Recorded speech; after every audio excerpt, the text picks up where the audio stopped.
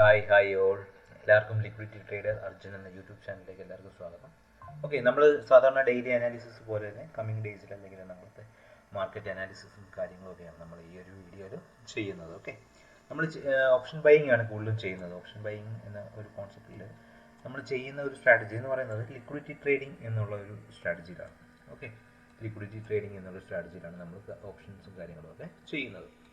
Okay, അപ്പം നമുക്ക് കാര്യങ്ങളിലേക്ക് പോവാം. അപ്പം നിഫ്റ്റിയുടെ നമുക്ക് ഒരു അനാലിസിസും കാര്യങ്ങളൊക്കെ നമുക്ക് ചെയ്യാം. ഓക്കെ, ഞാനപ്പം ഈ ഒരു യെല്ലോ ലൈന് മാർക്ക് ചെയ്തേക്കുന്ന പറഞ്ഞാൽ ഫിബ് റീട്രേസ്മെൻ്റ് ആണ്. ഓക്കെ, ഫിബിനാക്കി വെച്ചിട്ട് ഞാനപ്പോൾ ഒരു റെസിസ്റ്റൻസ് കാര്യങ്ങളും ഞാൻ വരയ്ക്കുന്നതാണ്. ഓക്കെ, ഞാൻ നോർമലി ഈ ഒരു ചാർട്ടിലുള്ള പാറ്റേൺ വെച്ചിട്ട് ഓക്കെ ഇതൊരു റെസിസ്റ്റൻസ് ആണ്. ഓക്കെ, ഈ ഒരു റെസിസ്റ്റൻസ്. അപ്പം ഞാൻ ഇങ്ങനെ നോർമലി റെസിസ്റ്റൻസും കാര്യങ്ങളും ഞാൻ യൂസ് ചെയ്യാറില്ല.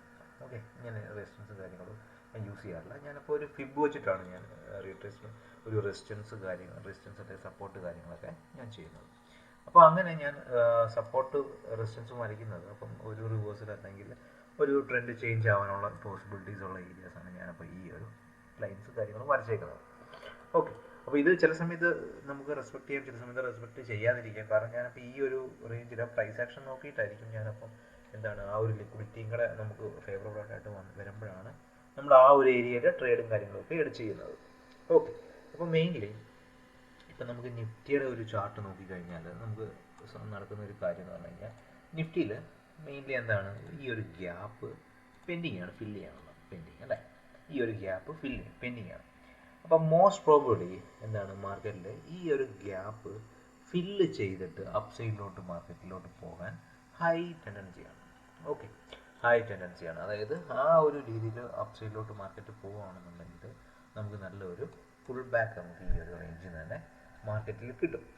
ഓക്കെ, അപ്പോൾ ഈ ഒരു റേഞ്ച് ഇനിയും എന്താണ് കാര്യമായിട്ട് നമുക്കിപ്പം ഡെയിലി ക്യാൻഡിൽസ് നോക്കിക്കഴിഞ്ഞാൽ എന്താണ് ഡെയിലി ക്യാൻഡിൽസ് നമുക്ക് വരുന്ന ഒരു കാര്യം എന്ന് പറയുന്നത് മാർക്കറ്റിൻ്റെ ആ ഒരു ട്രെൻഡ് ഉണ്ടോ.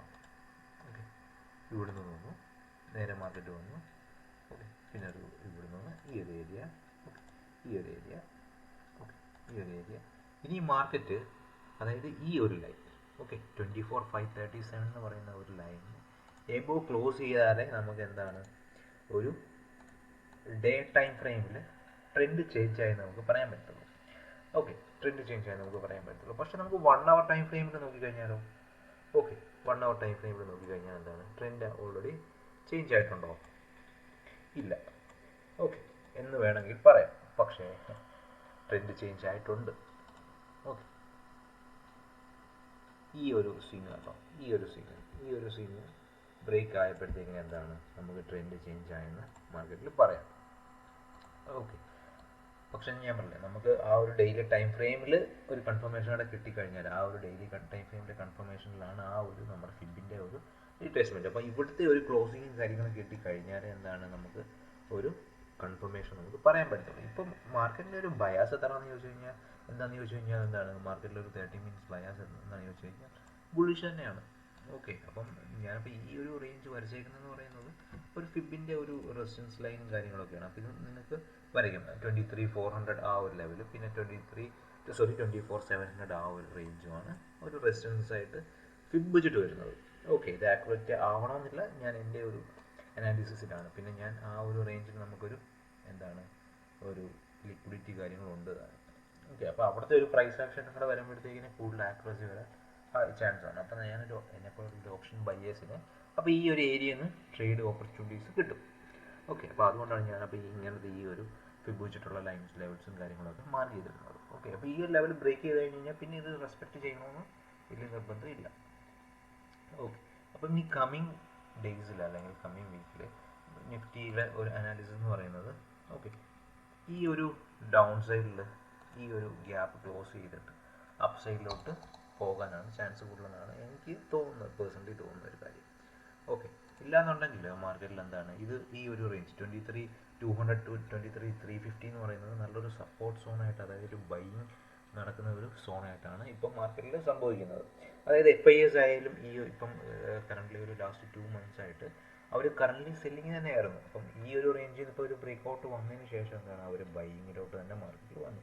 അപ്പം എല്ലാം കൂടെ നോക്കുമ്പോഴത്തേക്കും നമുക്ക് എന്താണ് മാർക്കറ്റിൽ ഒരു ബൈയിങ് കാര്യങ്ങളും നടക്കുന്നുണ്ട്. ഓക്കെ, അപ്പോൾ ഇത്രയാണ് നമുക്ക് എന്താണ് നിഫ്റ്റിയുടെ ഇത്. അപ്പം നിഫ്റ്റി നാളത്തെ ഒരു ലെവൽസ് നോക്കിക്കഴിഞ്ഞാൽ, ഓക്കെ, നാളത്തെ ഒരു ലെവൽസ് നമ്മൾ നോക്കിക്കഴിഞ്ഞാൽ ഈ ഒരു ലെവൽ, ഓക്കെ, ഇന്നലത്തെ ഡേ ഹൈ എന്ന് പറയുന്ന ഒരു ലെവൽ വളരെ ഇമ്പോർട്ടൻ്റ് ആണ്. 24,351 എന്ന് പറയുന്ന ലെവൽ വളരെ ഇമ്പോർട്ടൻ്റ് ആണ്. പിന്നെ അതോടൊപ്പം തന്നെ ഏതാണ് നമ്മൾ ഈ ലെവൽ, സോറി, ഓക്കെ, നമ്മുടെ ഈ ഒരു ലെവൽ, ഓക്കെ, 24,120 എന്ന് പറയുന്ന ഒരു ലെവലും വളരെ ഇമ്പോർട്ടൻ്റ് ആണ്. ഓക്കെ, 125 എന്ന് പറയുന്ന ലെവലും വളരെ മാർക്കറ്റിൽ വളരെ ഇമ്പോർട്ടൻ്റ് ആയിട്ടുള്ള ലെവലാണ്. ഓക്കെ, ഇത് രണ്ടുമായിരിക്കും ഞാൻ എന്താണ് നാളത്തെ ഒരു ലെവൽസായിട്ട് ഞാൻ മാർക്ക് ചെയ്യുന്നത്. ഓക്കെ, ഇനി ബാങ്ക് നിഫ്റ്റി നോക്കിക്കഴിഞ്ഞാൽ, ഓക്കെ, ബാങ്ക് നിഫ്റ്റി നോക്കിക്കഴിഞ്ഞാൽ ഞാൻ പറയുന്ന പോലെ തന്നെ എന്താണ് നമുക്ക് ഒരു 4 hour time frame, okay, 4 hour time ഫ്രെയിമിൽ നമുക്ക് ഈ ഒരു സോൺ എന്ന് പറയുന്നത് എന്താണ് നല്ലൊരു റെസിസ്റ്റൻസ് സോണാണ്. അത് കൂടാതെ തന്നെ ഞാൻ പറയുന്ന പോലെ ഫിബിൽ ഈ ഒരു സോൺ എന്ന് പറയുന്നത് എന്താണ് ഒരു റെസിസ്റ്റൻസ് സോണാണ്. ഓക്കെ, അപ്പോൾ അതുകൊണ്ടാണ് ഞാൻ എന്താണ് ഇത് മാർക്ക് ചെയ്തേക്കുന്നത്. അതോടൊപ്പം തന്നെ എന്താണ് നമുക്ക് ഈ ഒരു ലെവൽസ് എന്ന് പറയുന്നത് എത്രയാണ് 50 to 582 ഒരു സൈക്കോളജിക്കൽ റെസിസ്റ്റൻസ് ആയിട്ടും വരും. 50 to 500 to 600 എന്ന് പറയുന്നത് ഒരു സൈക്കോളജിക്കൽ റെസിസ്റ്റൻസ് ആയിട്ടും ആ ഒരു ലെവൽ വരികയും ചെയ്യും.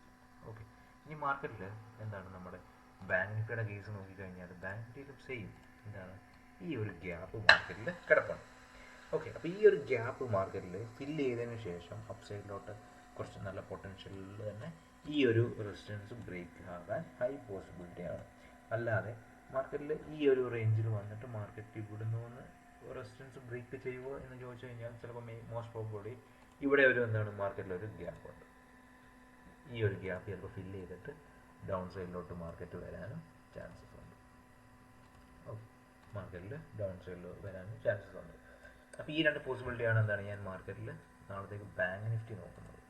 ഓക്കെ, പിന്നെ മാർക്കറ്റിൽ വരുന്ന ഒരു എന്താണ് ഈ ഒരു ട്രെൻഡ് ലൈൻ കാര്യങ്ങളുണ്ട്. ഓക്കെ, അപ്പോൾ ഈ ഒരു ട്രെൻഡ് ലൈൻ ബ്രേക്ക് ചെയ്യുകയാണെന്നുണ്ടെങ്കിൽ മോസ്റ്റ് പ്രോബബ്ലി എന്താണ് പിന്നെ നമുക്ക് നെക്സ്റ്റ് അവൈലബിൾ ലിക്വിഡിറ്റി എന്ന് പറയുന്നത് ഇന്നലത്തെ ഡേ ലോ ആണ്. എത്രയാണ് 51,774 എന്ന് പറയുന്ന ഒരു ഡേ ലോ ആണ്. അപ്പോൾ ആ ഒരു ലെവലും കൂടെ ബ്രേക്ക് ആവുകയാണെന്നുണ്ടെങ്കിൽ ഈ ഒരു ഗ്യാപ്പ് ഷുവറായിട്ടും ഫില്ലാവാൻ ചാൻസസ് ഉണ്ട്. ഓക്കെ, ഈ ഒരു ഗ്യാപ്പ് ഫില്ലിങ് ആണെന്നുണ്ടെങ്കിലും എന്താണ് നമുക്ക് ഒരു ഗ്യാപ്പ് ഫില്ലിംഗ് എന്ന് പറയുന്നത് വളരെ പെട്ടെന്ന് വന്നിട്ട് ഒരു റിവേഴ്സ് ആവാൻ ഹൈ പ്രോബബിലിറ്റി ആണ്. ഓക്കെ, അപ്പം നിഫ്റ്റി ബാങ്ക് നിഫ്റ്റി ഞാൻ കുറച്ച് ബുള്ളിഷാണ് മാർക്കറ്റിൽ. കാരണം ഇപ്പം ഒരു 1 hour ടൈം ഫ്രെയിം നോക്കിക്കഴിഞ്ഞാലും എന്താണ് 1 hour ടൈം ഫ്രെയിം നോക്കിക്കഴിഞ്ഞാലും മാർക്കറ്റിൽ എന്താണ് ഒരു ചേഞ്ച് ഓഫ് ക്യാരക്ടർ നമുക്ക് ഇവിടുന്ന് തന്നിട്ടുണ്ട്. ഓക്കെ, ഒരു ചേഞ്ച് ഓഫ് ക്യാരക്ടർ നമുക്ക് ബാങ്ക് നിഫ്റ്റിയിൽ നമുക്ക് ഇവിടുന്ന് തന്നിട്ടുണ്ട്, ചേഞ്ച് ഓഫ് ക്യാരക്ടർ തന്നിട്ടുണ്ട്.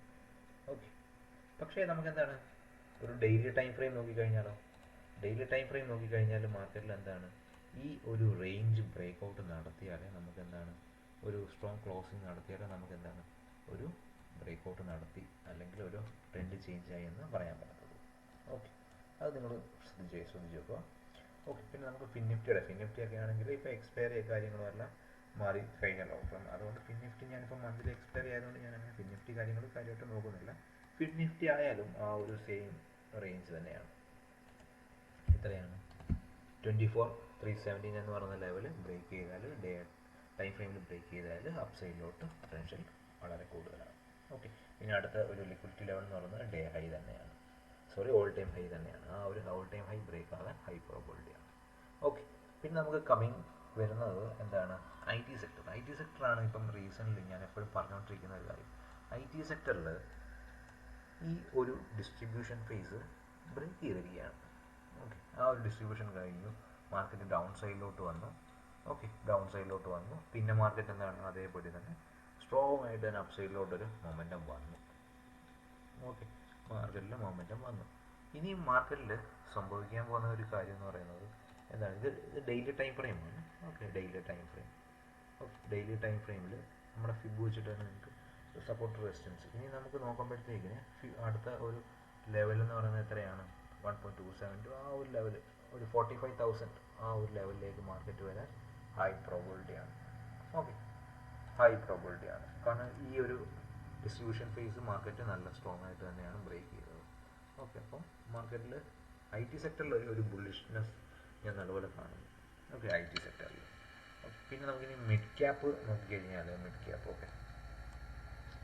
ക്യാപ്പിൽ നമ്മൾ നോക്കിക്കഴിഞ്ഞാൽ മിഡ് ക്യാപ്പിൽ ഞാൻ പറഞ്ഞ പോലെ ആ ഒരു 30 minutes ടൈം ഫ്രെയിമിൽ ഓക്കെ ആ ഒരു 30 minutes ടൈം ഫ്രെയിമിൽ മാർക്കറ്റിൽ എന്താണ് ആ ഒരു ഗ്യാപ്പ് അപ്പ് വന്നിട്ട് അവിടെ നിന്ന് ആ ഒരു ലിക്വിഡിറ്റി കാര്യങ്ങൾ കളക്ട് ചെയ്തിട്ട് പിന്നെ ഡൗൺ സൈഡിൽ നിന്ന് പോയി. പക്ഷേ എന്നാലും ഞാൻ വിശ്വസിക്കുന്ന ഒരു കാര്യം എന്ന് പറയുന്നത് ഞാൻ ലിക്വിഡിറ്റി ട്രേഡിംഗ് എന്നൊരു കോൺസെപ്റ്റിലാണ് ഞാൻ ഓപ്ഷൻ ബൈയും കാര്യങ്ങളൊക്കെ ചെയ്യുന്നത്. ബട്ട് എന്നാലും ഈ ഒരു ഏരിയ 12,022 എന്ന് പറയുന്ന ആ ഒരു ഏരിയയിൽ പെൻഡിങ് ഓർഡേഴ്സ് ഇഷ്ടം പോലെയുണ്ട്.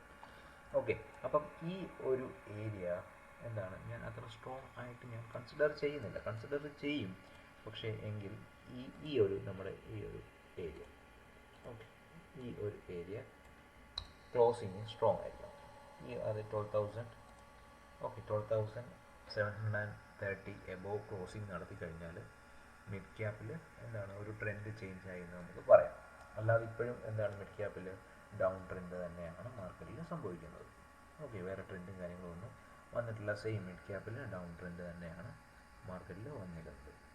സോ മിഡ് ക്യാപ്പിൽ നമുക്ക് ഈ ഒരു ഗ്യാപ്പും കാര്യങ്ങളും ഉണ്ട്. അപ്പോൾ മിഡ് ക്യാപ്പിൽ ലോങ് എൻട്രീസ് കാര്യങ്ങളൊക്കെ പോകുന്നവർ, ഓക്കെ, സ്റ്റോക്ക് കാര്യങ്ങളൊക്കെ ബൈ ചെയ്യുന്നവർ, അപ്പം ഈ ഒരു ലെവൽസ് കാര്യങ്ങളൊക്കെ വളരെ ഇമ്പോർട്ടൻ്റ് ആയിട്ടുള്ള ലെവലാണ്. ഓക്കെ, ഞാനപ്പം ഈ ഒരു ഹൈക്ക് ബ്രേക്ക് ചെയ്ത് പോകുമ്പോഴാണ് മാർക്കറ്റിൽ മിഡ് ക്യാപ്പിൽ ഒരു ബൈങ് നടക്കുന്നു എന്ന് പറയാൻ പറ്റുന്നത്. ഓക്കെ, അപ്പോൾ ഈ രണ്ട് റേഞ്ചും കാര്യങ്ങളും വളരെ ഇമ്പോർട്ടൻ്റ് ആണ്. അതോടൊപ്പം തന്നെ ഞാൻ HDFC ബാങ്കിൻ്റെ ഒരു കാര്യം പറയാം. HDFC bank, okay, HDFC bank കഴിഞ്ഞൊരു വീഡിയോ നിങ്ങൾ നോക്കിക്കഴിഞ്ഞാൽ മനസ്സിലാവും. HDFC ബാങ്കിൽ ആ ഒരു ട്രെൻഡ് ലൈൻ റെസിസ്റ്റൻസ് കാര്യങ്ങളുണ്ട്. ആ ഒരു ട്രെൻഡ് ലൈന് ഇതുവരെയായിട്ടും എന്താണ് മാർക്കറ്റ് ബ്രേക്ക് ചെയ്തിട്ടില്ല. Okay, normally price action traders വിചാരിക്കുന്നത് ഇതിന് മേളിൽ മാർക്കറ്റ് പോയി കഴിഞ്ഞാൽ എന്താണ് മാർക്കറ്റിൽ ഒരു ബുള്ളിഷ്നെസ് വരാൻ ചാൻസ് ഉണ്ട് എന്നാണ് പറയുന്നത്. ഓക്കെ, ബുള്ളിഷ്നെസ് മാർക്കറ്റിൽ വരാൻ ചാൻസ് ഉണ്ടെന്നാണ് പറയുന്നത്.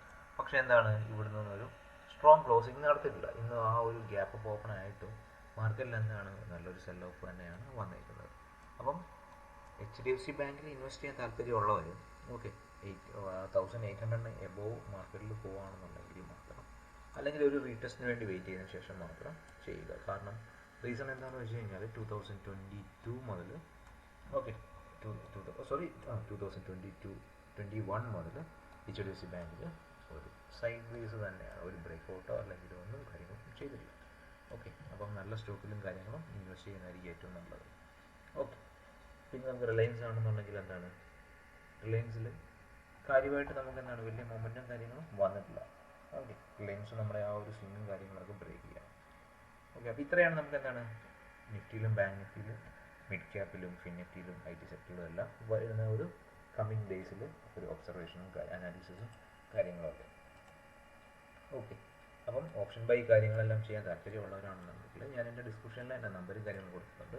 അപ്പോൾ ഇൻട്രസ്റ്റഡ് ആണെന്നുണ്ടെങ്കിൽ നിങ്ങൾക്ക് ജസ്റ്റ് എൻക്വയറി കാര്യങ്ങളൊക്കെ ചെയ്യാവുന്നതാണ്. Okay, thank you all.